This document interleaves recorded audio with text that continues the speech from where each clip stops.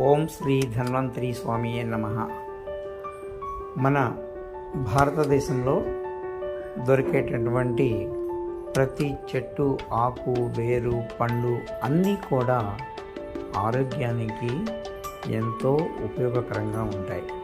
అందులో భాగంగా ఈరోజు మునగాకు విశిష్టత గురించి తెలుసుకుందాం. మునగాకు ఇలా వీణల నుంచి విడి చేసి చక్కగా వాష్ చేసుకొని నీడన ఆరబెట్టుకుంటే ఎక్కువ రోజులు నిల్వ ఉంటుంది. కొద్ది కొద్దిగా వాడుకుంటూ ఉండొచ్చు. అవి పప్పు కూరల్లో, ఆకుకూరల్లోనూ మరెన్నో విధాలుగా వాడుకోవచ్చు. ఈరోజు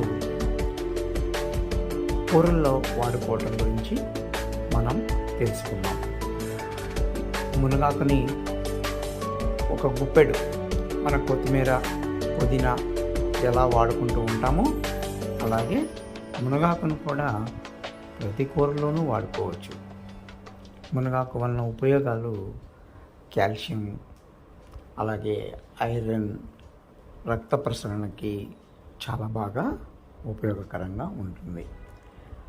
ముఖ్యంగా కంటి చూపుకి చాలా బాగా పనిచేస్తుందండి ఇది.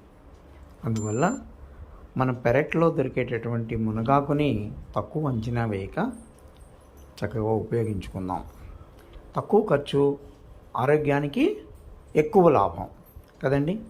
మరి ఈరోజు తెలుసుకున్నటువంటి విషయాలని మీరు ఆచరించి మీ ఆరోగ్యాన్ని పెంచుకోవటానికి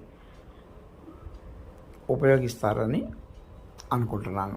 మరికొన్ని విషయాలు మరో వీడియోలో మరో రోజు తెలుసుకుందాం. ఓకేనా అండి? బాయ్. మీ ఐఎన్ఎన్ న్యూస్ ప్రదీప్.